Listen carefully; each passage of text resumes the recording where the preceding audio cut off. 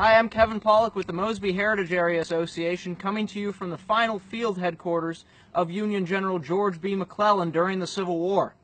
In late October of 1862, following a 6-week respite after the bloody Battle of Antietam, the Union Army began moving south across the Potomac River and down through the Loudoun Valley.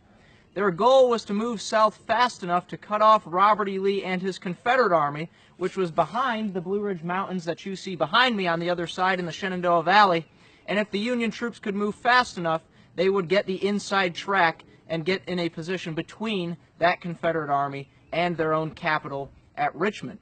Following a series of actions lasting a week long in the Loudoun Valley in late October and early November of 1862, Robert E. Lee's cavalry under the command of Jeb Stuart was able to fight enough of a delaying action to get the main Confederate Army out of the Shenandoah Valley and put it between the Union Army and the Confederate capital of Richmond.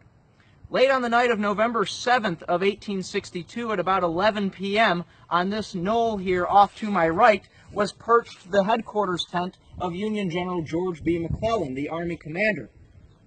At about 11 p.m., just as General McClellan was settling down to write a letter off to his wife, he heard a knock on the pole of his tent, and in came one familiar face and one unfamiliar face to him.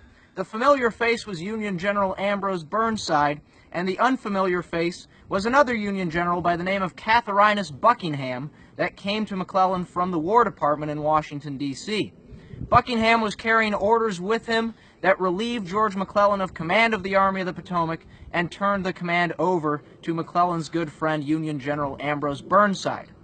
McClellan read the orders without much of an expression on his face, without expressing much emotion, and then turned simply to General Burnside saying, "Well, Burnside, I turn the command over to you."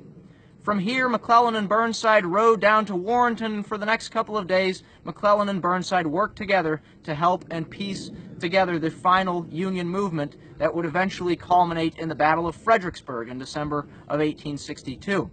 But there in Warrenton, several sites can still be visited dealing with McClellan and Burnside's visit, including the Warren Green Hotel, where General McClellan gave a farewell to his fellow officers in the Army of the Potomac.